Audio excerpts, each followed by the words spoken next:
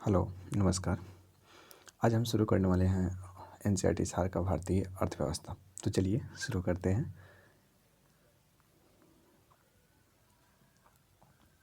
पहला जो चैप्टर है भारतीय अर्थव्यवस्था है, इंडियन इकोनॉमी है।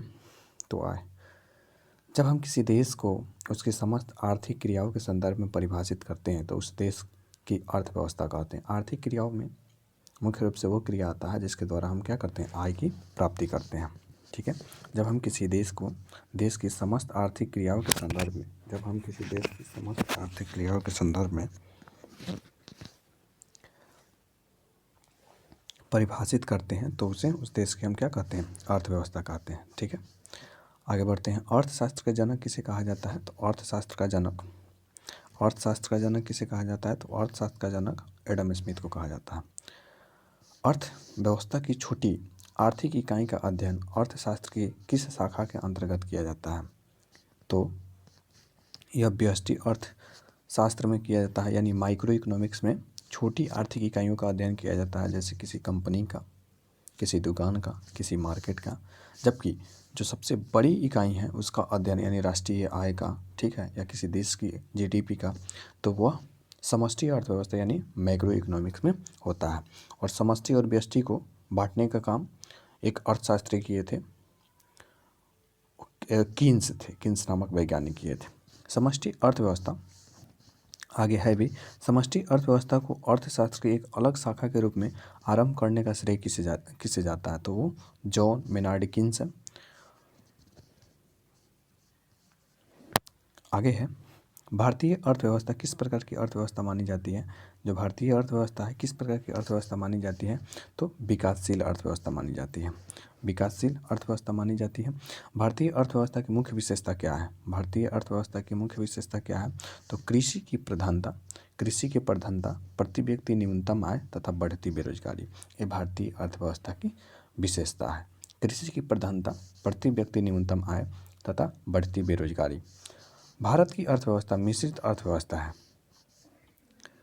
जिसमें सार्वजनिक एवं निजी क्षेत्र मिलजुल कर काम करते हैं। इस अर्थव्यवस्था में पूंजीवादी एवं समाजवादी दोनों अर्थव्यवस्थाओं की विशेषता पाई जाती है। मिश्रित अर्थव्यवस्था की संकल्पना किस अर्थशास्त्री ने किया था? तो वो भी जॉन मेनार्ड कीन्स ही हैं। बंद अर्थव्यवस्था का क्या आशय है? बंद अर्थव्यवस्था का क्या आशय है? तो आयात निर्यात गतिविधियों का न होना। आयात निर्यात गतिविधियों का न होना बंद अर्थव्यवस्था का अभिप्राय है। वर्ष 2011-19 के मध्य कृषि उद्योग तथा सेवा में से किस क्षेत्र की वृद्धि दर निरंतर बढ़ी है? तो निरंतर बढ़ने वाला जो क्षेत्र है वो सेवा क्षेत्र है। अर्थव्यवस्था में उच्च स्तरीय निर्णय लेने वाले संस्थान को किस क्षेत्र के अंतर्गत शामिल किया जाता है? उच्च स्तरीय निर्णय लेने वाले संस्थान को किस क्षेत्र में शामिल किया जाता है? तो पंचम क्षेत्र में शामिल किया जाता है। अर्थशास्त्र के किस क्षेत्र में प्रथम नोबेल पुरस्कार किस वर्ष प्रदान किया गया? अर्थशास्त्र के क्षेत्र में प्रथम नोबेल पुरस्कार 1969 में दिया गया, फिशर को दिया गया था। ठीक है। अर्थशास्त्र में नोबेल पुरस्कार प्राप्त करने वाले पहले भारतीय मूल के वैज्ञानिक कौन है? तो अमर्त्य सेन है। अर्थशास्त्र का नोबेल प्राप्त करने वाले अभिजीत बनर्जी भारतीय मूल के दूसरे व्यक्ति हैं जिन्हें यह पुरस्कार 2019 में उनकी पत्नी एस्थर डुप्लो तथा अमेरिकी मूल की माइकल क्रेमर के साथ संयुक्त रूप से वैश्विक गरीबी उन्मूलन में प्रयोगात्मक दृष्टिकोण हेतु दिया गया था। किस लिए दिया गया था? तो वैश्विक गरीबी उन्मूलन में प्रयोगात्मक दृष्टिकोण हेतु दिया गया था। राष्ट्रीय आय और प्रति व्यक्ति आय एक निर्धारित स्तर से ऊपर पाई जाती है। राष्ट्रीय आय और प्रति व्यक्ति आय एक निर्धारित स्तर से ऊपर पाई जाती है तो वह विकसित अर्थव्यवस्था में पाई जाती है। अहस्तक्षेप के सिद्धांत का प्रतिपादन किसने किया था? तो वे एडम स्मिथ किए थे। और पूंजीवादी के जनक भी एडम स्मिथ को ही माना जाता है। इनका एक पुस्तक है द वेल्थ ऑफ नेशन। ठीक है, द वेल्थ ऑफ नेशन है। आगे बढ़ते हैं। गांधीवादी अर्थव्यवस्था किस सिद्धांत पर आधारित है? गांधीवादी अर्थव्यवस्था किस सिद्धांत पर आधारित है? तो गांधीवादी अर्थव्यवस्था न्यास यानी ट्रस्टशिप के सिद्धांत पर आधारित है। समाजवादी अर्थव्यवस्था का जनक किसे माना जाता है? तो कार्ल मार्क्स को माना जाता है। समाजवादी अर्थव्यवस्था का जनक कार्ल मार्क्स को माना जाता है। भारतीय अर्थव्यवस्था के उदारीकरण का अग्रदूत मनमोहन सिंह को कहा जाता है। उदारीकरण के अग्रदूत मनमोहन सिंह को कहा जाता है। ये विश्व की 10 अर्थव्यवस्थाएं हैं। 2019 का डेटा है जो कि अभी पुराना हो गया है।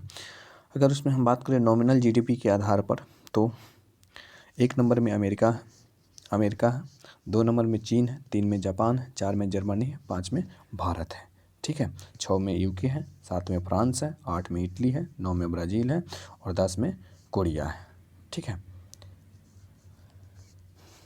आगे बढ़ते हैं और आगे नेक्स्ट चैप्टर आ गया आर्थिक समृद्धि एवं विकास, इकोनॉमिक ग्रोथ एंड डेवलपमेंट। अर्थव्यवस्था में होने वाले मात्रात्मक परिवर्तन, ठीक है, अर्थव्यवस्था में होने वाला मात्रात्मक परिवर्तन आर्थिक समृद्धि कहलाता है। अगर मात्रा में परिवर्तन हो रहा है, जैसे मान लीजिए कि 10 वस्तु का उत्पादन हो रहा है और 10 से बढ़कर 15 वस्तु का उत्पादन हो गया, तो यह मात्रा बढ़ा। ठीक है, यह मात्रा बढ़ा। तो जब मात्रात्मक परिवर्तन होगा तो आर्थिक समृद्धि के अंतर्गत आएगा। ठीक है, प्रति व्यक्ति समग्र उत्पादन व प्रति व्यक्ति भौतिक पूंजी में वृद्धि क्या दर्शाती है? तो आर्थिक समृद्धि को दर्शाती है। यदि किसी देश में पूंजी निर्माण हो रहा है तो उसकी अर्थव्यवस्था पर क्या प्रभाव पड़ेगा? आर्थिक समृद्धि में अनिवार्य रूप से क्या होगा? वृद्धि होगा। आर्थिक समृद्धि में अनिवार्य रूप से वृद्धि होगा। किसी भी देश के लिए आर्थिक समृद्धि का सबसे उपयुक्त मापदंड किसे माना जाता है? आर्थिक समृद्धि का जो सबसे उपयुक्त मापदंड है प्रति व्यक्ति वास्तविक आय को माना जाता है। प्रति व्यक्ति वास्तविक आय को माना जाता है। भारतीय अर्थव्यवस्था ने किस वर्ष में सर्वाधिक समृद्धि दर प्राप्त की थी? तो वर्ष 2006-07 में 9.6%। वर्ष 2006-07 में 9.6%। भारत में बचत और पूंजी निर्माण की ऊंची दर होते हुए भी समृद्धि दर कम है। भारत में पूंजी निर्माण भी ज़्यादा है, बचत भी ज़्यादा है, इसके बावजूद समृद्धि दर कम है। इसका मुख्य कारण पूंजी उत्पाद अनुपात का अधिक होना है। ठीक है, पूंजी उत्पाद अनुपात का अधिक होना है। एशियाई विकास बैंक के अनुसार वर्ष 2019 में भारत की समृद्धि दर कितनी थी? तो 6.5 थी। किसी अर्थव्यवस्था में होने वाले मात्रात्मक एवं गुणात्मक परिवर्तन को आर्थिक विकास कहते हैं। इसमें सामाजिक मूल्य निहित होता है। आर्थिक विकास के मुख्य संकेतक क्या है? तो मानव पूंजी में वृद्धि, असमानता में कमी और अर्थव्यवस्था में संरचनात्मक परिवर्तन, ये आर्थिक विकास के संकेतक हैं। आर्थिक उदारीकरण की नीति लागू होने के पश्चात किस वर्ष आर्थिक विकास दर सर्वाधिक रही? तो वर्ष 2006-07 में आर्थिक विकास दर क्या रही? सर्वाधिक रही। किस पंचवर्षीय योजना में आर्थिक विकास दर सबसे कम रही? तो वह तीसरी पंचवर्षीय योजना में। ठीक है, तीसरी पंचवर्षीय योजना में और सर्वाधिक विकास दर 2006-07 में रहा। किस पंचवर्षीय योजना में आर्थिक विकास दर सर्वाधिक रही? किस पंचवर्षीय योजना में आर्थिक विकास दर सर्वाधिक रही? तो वह 11वीं पंचवर्षीय योजना थी। ठीक है, 11वीं पंचवर्षीय योजना थी। सकल घरेलू में परिवर्तन की दर क्या कहलाता है? तो आर्थिक विकास दर कहलाता है। सकल घरेलू उत्पाद यानी जीडीपी में परिवर्तन की दर क्या कहलाता है? तो आर्थिक विकास दर कहलाता है। मानव विकास सूचकांक अब इन 2023 का डेटा है उसके अकॉर्डिंग 132 है। मानव विकास सूचकांक में भारत का स्थान।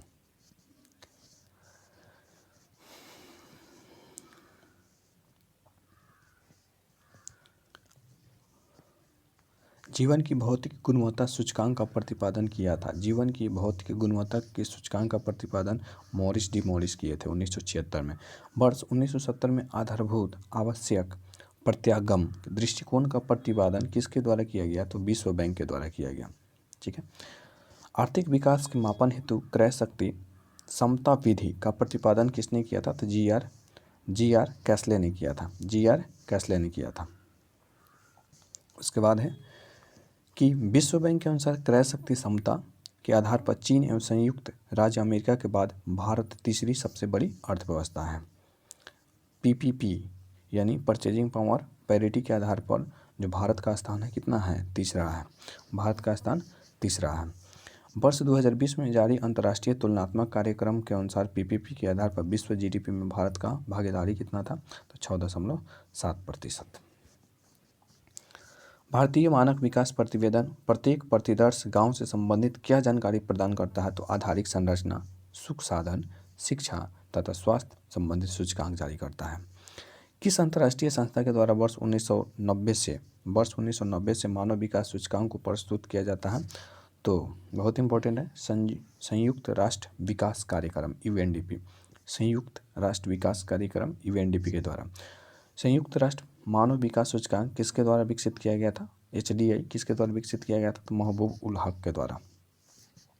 मानव विकास सूचकांक के 3 मुख्य घटक कौन से हैं, जीवन प्रत्याशा है, शैक्षिक स्तर है और प्रति व्यक्ति सकल घरेलू उत्पाद है। मानव विकास के 3 घटक कौन कौन है, तो जीवन प्रत्याशा है, शैक्षिक स्तर है और प्रति व्यक्ति सकल घरेलू उत्पाद है। जीवन प्रत्याशा सूचकांक की गणना हेतु अधिकतम आयु 85 वर्ष तथा न्यूनतम आयु 20 वर्ष ली जाती है। मानव विकास रिपोर्ट 2019 में किस देश का प्रथम स्थान था, 2019 का डाटा है, तो नॉर्वे का था। सतत आर्थिक विकास से क्या अभिप्राय है, सतत आर्थिक विकास से क्या अभिप्राय है, तो वर्तमान पीढ़ी के विकास के साथ साथ भविष्य का आर्थिक विकास। सतत आर्थिक विकास से क्या अभिप्राय है, तो वर्तमान पीढ़ी के विकास के साथ साथ भविष्य का आर्थिक विकास।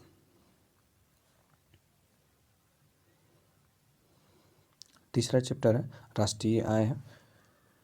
किसी निश्चित अवधि के लिए एक देश की राष्ट्रीय आय एक वित्तीय वर्ष में उत्पादित अंतिम वस्तु और सेवाओं के मौद्रिक मूल्य के बराबर होती है। राष्ट्रीय आय बराबर होता है घरेलू आय प्लस विदेशों से प्राप्त शुद्ध कारक आय। राष्ट्रीय आय बराबर क्या होता है, घरेलू आय प्लस विदेशों से प्राप्त शुद्ध कारक आय। राष्ट्रीय आय लेखा प्रणाली के जन्मदाता किसे कहा जाता है, तो साइमन कुजनेट्स को कहा जाता है। किसे कहा जाता है, तो साइमन कुजनेट्स को कहा जाता है। वर्ष 1949 में भारत सरकार द्वारा नियुक्त राष्ट्रीय आय समिति के अध्यक्ष कौन थे, तो पीसी महालनोबिस थे। 1949 में राष्ट्रीय आय समिति के अध्यक्ष कौन थे, तो पीसी महालनोबिस थे। भारत में प्रति व्यक्ति आय में वृद्धि की दर मंद होने का मुख्य कारण क्या है, प्रति व्यक्ति आय में वृद्धि की दर मंद होने का मुख्य कारण क्या है, तो उच्च पूंजी उत्पाद अनुपात है और जनसंख्या में वृद्धि की ऊंची दर है। उच्च पूंजी अनुपात व जनसंख्या वृद्धि की ऊंची दर है। भारत में अर्थव्यवस्था का कौन सा क्षेत्र बचत क्षेत्र में सर्वाधिक योगदान करता है, तो वह है घरेलू क्षेत्र। सर्वाधिक घरेलू बचत में सर्वाधिक हिस्सा किसका है, तो भौतिक परिसंपत्तियों का है। वर्तमान में भारत के किस राज्य में प्रति व्यक्ति आय सबसे कम है, तो वह बिहार का है। भारत में सर्वप्रथम राष्ट्रीय आय की गणना का प्रयास दादा भाई नौरोजी द्वारा वर्ष 1863 में किया गया था। इन्होंने अपनी पुस्तक poverty and un British rule in India में प्रति व्यक्ति आय 20 रुपया बताई और ये जो 20 रुपया था 1 साल का था। ठीक है। वर्तमान में किस राज्य में औसत प्रति व्यक्ति आय सर्वाधिक है, तो सर्वाधिक प्रति व्यक्ति आय वाला जो राज्य है वो गोवा है। भारत में राष्ट्रीय आय समंकों का आकलन किसके द्वारा किया जाता है, राष्ट्रीय आय समंकों का आकलन किसके द्वारा किया जाता है, तो केंद्रीय सांख्यिकी संगठन के द्वारा किया जाता है, सीएसओ के द्वारा, केंद्रीय सांख्यिकी संगठन के द्वारा किया जाता है। केंद्रीय सांख्यिकी कार्यालय तथा राष्ट्रीय प्रतिदर्श सर्वेक्षण कार्यालय का विलय कर किस नई संस्था को स्थापित किया गया है, तो राष्ट्रीय सांख्यिकी कार्यालय, राष्ट्रीय सांख्यिकी कार्यालय, national statistics office. PC Mahalanobis के जन्मदिन पर 29 जून को राष्ट्रीय सांख्यिकी दिवस मनाया जाता है। पीसी महालनोबिस के जन्मदिन पर 29 जून को राष्ट्रीय सांख्यिकी दिवस मनाया जाता है। हिंदू वृद्धि दर किससे संबंधित है, तो हिंदू वृद्धि दर किससे संबंधित है, तो हिंदू वृद्धि दर राष्ट्रीय आय से संबंधित है, राष्ट्रीय आय से संबंधित है। MCA 21 मिशन मोड प्रोजेक्ट किस केंद्रीय मंत्रालय द्वारा आरंभ किया गया, तो कंपनी मामलों के मंत्रालय द्वारा। एक खुली अर्थव्यवस्था इकोनॉमी में अर्थव्यवस्था की राष्ट्रीय आय से क्या तात्पर्य है, C + I + G + X - M। C का मतलब होता है उपभोग यानी कंजम्पशन, सकल निवेश I फॉर इन्वेस्टमेंट सरकारी व्यय G से डिनोट किया गया और निर्यात को X से यानी एक्सपोर्ट और इंपोर्ट को M से। इसमें निर्यात को हम जोड़ देते हैं और आयात को घटा देते हैं। सकल घरेलू उत्पाद में CIGX-M है। चलिए आगे बढ़ते हैं। सकल घरेलू उत्पाद यानी जीडीपी के आधार पर विश्व की 5वीं सबसे बड़ी अर्थव्यवस्था कौन है? तो विश्व की सबसे 5वीं बड़ी अर्थव्यवस्था अपना देश भारत है। मुद्रास्फीति, मुद्रा संकुचन एवं अप्रत्यक्ष कर के प्रभाव को शामिल कर संकलित जीडीपी को क्या कहा जाता है? नॉमिनल जीडीपी कहा जाता है। भारत में सकल घरेलू उत्पाद का सबसे बड़ा भाग किस आर्थिक क्षेत्र से प्राप्त होता है? तो वह सेवा क्षेत्र से प्राप्त होता है। वर्तमान में भारतीय अर्थव्यवस्था के लिए घरेलू बचत की औसत दर कितनी आकलित की गई है? तो लगभग 30 से 40%। सकल राष्ट्रीय उत्पाद क्या है? तो राष्ट्रीय उत्पाद का एक मूल्य मापन है। राष्ट्रीय उत्पाद का एक मूल्य मापन है।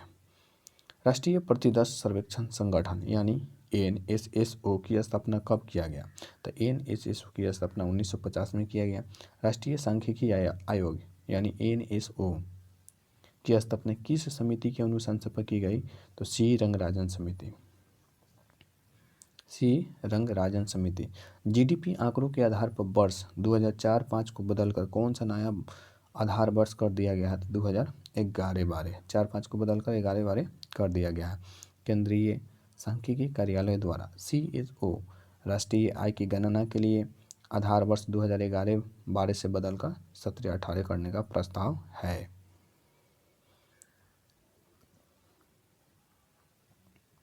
अगला है आर्थिक नियोजन। क्या है? अगला है आर्थिक नियोजन।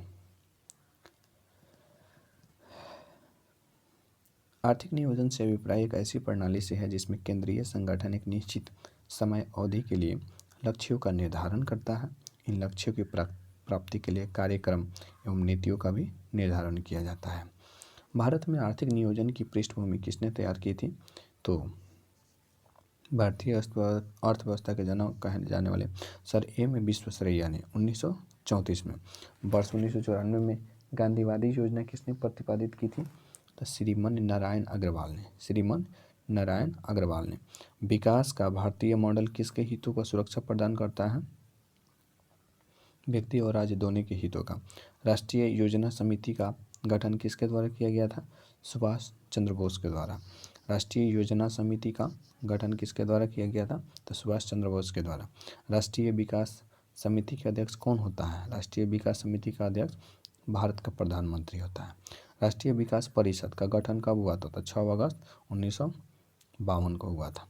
नियोजित विकास मॉडल को भारत में कब लागू किया गया? नियोजित विकास मॉडल को भारत में कब लागू किया गया? तो 1 अप्रैल 1951 से। प्रथम पंचवर्षीय योजना किस योजना पर आधारित थी? तो हैराल्ड डोमर योजना पर। अखिल भारतीय खादी एवं ग्रामीण बोर्ड की स्थापना किस योजना के दौरान की गई? तो प्रथम योजना के दौरान की गई। प्रथम पंचवर्षीय योजना की मुख्य प्राथमिकता क्या थी? तो कृषि का विकास करना मुख्य प्राथमिकता थी। देश में समाजवादी समाज की स्थापना का संकल्प किस पंचवर्षीय योजना से लिया गया है? तो द्वितीय पंचवर्षीय योजना से लिया गया है। समाजवादी, ठीक है, समाजवादी समाज ध्यान रखिएगा, क्योंकि इसमें उद्योग धंधा तो स्थापित किया गया था लेकिन जो संकल्पना था वो समाजवादी था। तो यह द्वितीय पंचवर्षीय योजना से लिया गया है। भारत में आर्थिक नियोजन की वास्तविक शुरुआत द्वितीय पंचवर्षीय योजना से हुई है। इस योजना का वास्तुकार किसे माना जाता है? तो पीसी महालनोबिस को माना जाता है। किसे माना जाता है? तो पीसी महालनोबिस को माना जाता है। भारत में अनवरत योजना यानी रोलिंग प्लान किस अवधि में आया था? वर्ष 1978 से 80 में आया था। किस पंचवर्षीय योजना में कृषि ने ऋणात्मक विकास प्रदर्शित किया था? तो वह तीसरी पंचवर्षीय योजना था, ठीक है, और 11वीं पंचवर्षीय योजना में सर्वाधिक विकास था। ध्यान रखिएगा।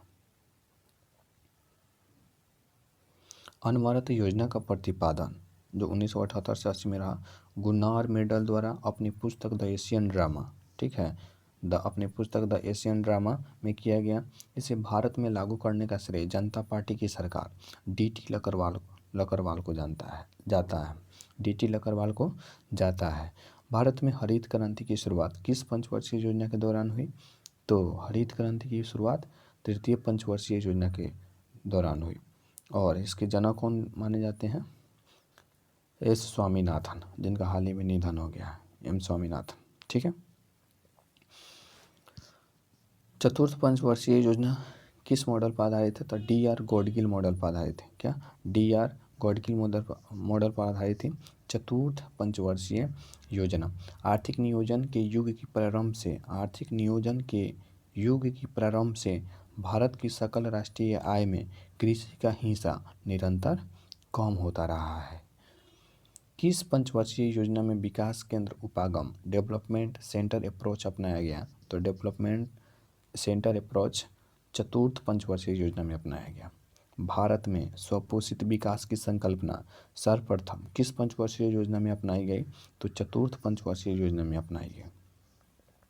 चतुर्थ पंचवर्षीय योजना में अपनाई गई स्वपोषित विकास की संकल्पना। ठीक है।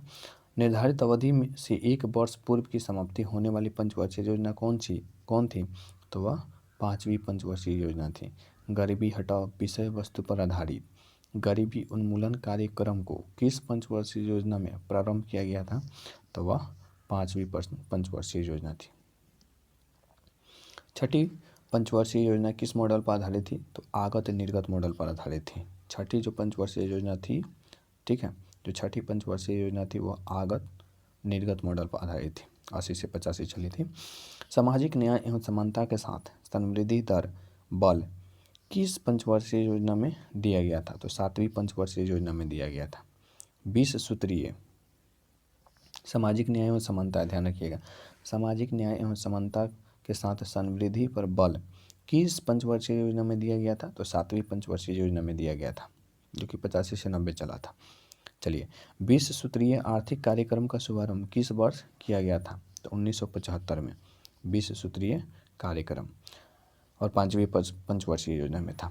नीति आयोग ने पंचवर्षीय योजना के स्थान पर 15 वर्षीय दृष्टि पत्र विजन डॉक्यूमेंट, 7 वर्षीय रणनीति एवं 3 वर्षीय कार्य एजेंडा एक्शन एजेंडा लागू करने का निर्णय लिया है। 7वीं पंचवर्षीय योजना में IRDP के अंतर्गत क्या रणनीति अपनाई गई? IRDP यानी इंटीग्रेटेड रूरल डेवलपमेंट प्रोग्राम के अंतर्गत संपूर्ण परिवार के अंगीकरण की नीति अपनाई गई। संपूर्ण परिवार के अंगीकरण की नीति अपनाई गई। अच्छा, भारतीय संविधान में आर्थिक तथा सामाजिक नियोजन को 7वीं अनुसूची की समवर्ती सूची का विषय माना गया है। आर्थिक नियोजन को 7वीं अनुसूची की समवर्ती सूची का विषय माना गया है, यानी इसमें केंद्र और राज्य दोनों मिलकर कार्य को बना सकते हैं। आगे बढ़ते हैं। भारत की पंचवर्षीय योजनाएं। प्रथम पंचवर्षीय योजना 1 अप्रैल 1951 से 31 मार्च 1956 के बीच चला और इसका मुख्य उद्देश्य कृषि उत्पादन में वृद्धि था। ठीक है, और उत्पादन आय तथा धन का समान वितरण था। दूसरा जो चला 1 अप्रैल 1956 से 31 मार्च 1961 में, उसका जो मुख्य उद्देश्य था औद्योगिक उत्पादन में वृद्धि और भारी उद्योगों का विकास और सामाजिक संकल्पना दूसरे पंचवर्षीय योजना में ही लागू किया गया था। इस बात को भी ध्यान रखिएगा। तीसरा जो चला 61 से 66 और इसमें खाद्यान्न के उत्पादन में आत्मनिर्भरता पर बल दिया गया। खाद्यान्न के उत्पादन में आत्मनिर्भरता, रोजगार के अवसरों में भी वृद्धि करना और असमानता में कमी लाना। उसके बाद आता है 3 एक वर्षीय योजना 1 अप्रैल 1966 से 31 मार्च 1969 के बीच में, और उसके बाद चौथी पंचवर्षीय योजना आता है 69 से 74 के बीच में। इसका उद्देश्य विकास की प्रक्रिया को तेज करना, कीमत स्थिरता और सामाजिक समानता स्थापित करना था। पांचवी पंचवर्षीय योजना आता है और इसका उद्देश्य गरीबी स्तर को ऊंचा उठाना और गरीबी उन्मूलन तथा आत्मनिर्भरता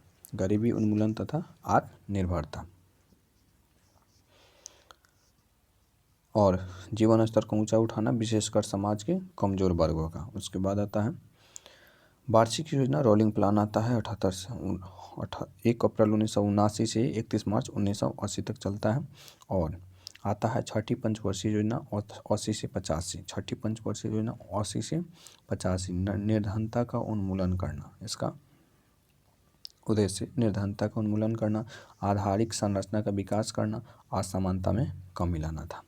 7वीं योजना आता है 85 से 90 होता है रोजगार के नए अवसरों सृजित करना, रोजगार के नए अवसरों को सृजित करना, कृषि उत्पादकता में वृद्धि करना, कृषि उत्पादकता में वृद्धि करना। और उसके बाद फिर से आता है 2 एक वर्षीय योजना 1 अप्रैल 1990 से 31 मार्च 1992 तक। उसके बाद फिर आता है 8वीं पंचवर्षीय योजना और इसका उद्देश्य शताब्दी के अंत तक मानव शक्ति का पूर्ण उपयोग, प्राथमिक शिक्षा को सर्वव्यापी बनाया गया। 8वीं पंचवर्षीय योजना में प्राथमिक शिक्षा को सर्वव्यापी बनाना और आधारिक संरचनाओं को सुदृढ़ बनाना, आधारिक संरचनाओं को सुदृढ़ बनाना। ठीक है, अब हम बात करते हैं 9वीं पंचवर्षीय योजना की। तो इसका जो उद्देश्य था, ठीक है, इसका जो उद्देश्य था कृषि एवं ग्रामीण विकास था, कीमत स्थिरता के साथ समृद्धि था, कीमत स्थिरता के साथ समृद्धि था। और उसके बाद जनसंख्या वृद्धि पर क्या था, रोक था, जनसंख्या वृद्धि पर रोक था। 9वीं पंचवर्षीय योजना में जनसंख्या वृद्धि पर रोक था। 10वीं पंचवर्षीय योजना आता है और 10वीं पंचवर्षीय योजना का मुख्य जो उद्देश्य था, ठीक है, जो मुख्य उद्देश्य था वो है उपभोग के स्तर में वृद्धि तथा स्वास्थ्य तथा शिक्षा संबंधी सुविधाओं में सुधार की गुणवत्ता को बेहतर करना और समावेशी समृद्धि द्वारा असमानताओं को कम करना, समावेशी समृद्धि द्वारा असमानताओं को कम करना। 11वीं पंचवर्षीय योजना आता है और इसका उद्देश्य जो होता है, इसका जो उद्देश्य होता है बहुमुखी लक्ष्य, जिसमें न केवल विकास बल्कि निर्धनता कम करना भी शामिल है, शिक्षा की गुणवत्ता एवं सार्वजनिक स्वास्थ्य सेवाओं में सुधार करना, द्वितीय हरित क्रांति के लिए रणनीति, द्वितीय हरित क्रांति के लिए रणनीति। 11वीं पंचवर्षीय योजना ध्यान रखिएगा, उच्च कोटि के रोजगार का सृजन करना, उच्च कोटि के रोजगार का सृजन करना और पर्यावरण का संरक्षण करना, क्या पर्यावरण का संरक्षण करना भी इसमें शामिल था। 12वीं योजना आता है 12 से 17 चलना था लेकिन चला नहीं, मोदी जी बीच में आ जाते हैं और वे इसको तोड़ फोड़ देते हैं और बनाते हैं नीति आयोग। और 12वीं पंचवर्षीय योजना का उद्देश्य क्या था, तो 12वीं पंचवर्षीय योजना का उद्देश्य था तीव्र सतत एवं आर्थिक समावेशी विकास, सकल घरेलू उत्पाद में 8% की वृद्धि, सकल घरेलू उत्पाद में 8% की वृद्धि था। जॉन डब्ल्यू मिलर मॉडल पर कौन सी पंचवर्षीय योजना आधारित थी, तो 7वीं। जॉन मिलर मॉडल पर कौन सी पंचवर्षीय योजना आधारित थी, तो वह थी 7वीं पंचवर्षीय योजना। मानव विकास के सारे विकास प्रयासों का सार तत्व किस पंचवर्षीय योजना में शामिल किया गया, तो 8वीं पंचवर्षीय योजना में। मानव विकास के सारे विकास प्रयासों का सार तत्व 8वीं पंचवर्षीय योजना में लागू किया गया। भारत में आर्थिक नियोजन की अवधि के दौरान कितनी बार योजना अवकाश लाया गया, 3 बार लाया गया, 66 से 69 में, 78 से 80, 90 से 92। ठीक है, महिला अंश योजना किस पंचवर्षीय योजना में प्रारंभ किया गया, महिला अंश योजना, तो 9वीं पंचवर्षीय योजना में, 9वीं पंचवर्षीय योजना में। सर्व शिक्षा अभियान की शुरुआत किस पंचवर्षीय योजना में किया गया, सर्व शिक्षा अभियान, तो 10वीं पंचवर्षीय योजना में, क्या 10वीं पंचवर्षीय योजना में। 11वीं पंचवर्षीय योजना का क्या उद्देश्य था, 11वीं पंचवर्षीय योजना का क्या उद्देश्य था, तो तीव्रतर एवं समावेशी विकास, तीव्रतर एवं समावेशी विकास था। 11वीं पंचवर्षीय योजना में शिक्षा से संबंधित विषय वस्तु क्या थी, 11वीं पंचवर्षीय योजना में शिक्षा से संबंधित विषय वस्तु क्या थी, तो 11वीं पंचवर्षीय योजना में अनिवार्य प्राथमिक शिक्षा। 12वीं पंचवर्षीय योजना का मुख्य उद्देश्य क्या था, 12वीं पंचवर्षीय योजना का मुख्य उद्देश्य क्या था, तो 12वीं पंचवर्षीय योजना का मुख्य उद्देश्य था तीव्रतर धारणीय एवं अधिक समावेशी विकास, तीव्रतर एवं समावेशी विकास 11वीं पंचवर्षीय योजना की, और तीव्रतर धारणीय और अधिक समावेशी विकास 12वीं पंचवर्षीय योजना का उद्देश्य था। छठी पंचवर्षीय योजना में वर्ष 1982 में नाबार्ड तथा एक्जिम बैंक की स्थापना की गई और नाबार्ड की स्थापना 12 जुलाई 1982 को किया गया। अभी इसके अध्यक्ष कौन है वो आप कमेंट में बताइएगा। चलिए, और उसके बाद आता है मुद्रा एवं बैंकिंग प्रणाली। मुद्रा एवं बैंकिंग प्रणाली कोई भी वस्तु जो सभी प्रकार के आर्थिक व्यवहारों जिसमें ऋण भी सम्मिलित है को पूरा करने के लिए भुगतान के माध्यम के रूप में सामान्यतः स्वीकार किया जाता है, उसे मुद्रा कहते हैं। भारत में सर्वप्रथम कागजी मुद्रा की शुरुआत किस वर्ष की गई तो वर्ष 1862 में।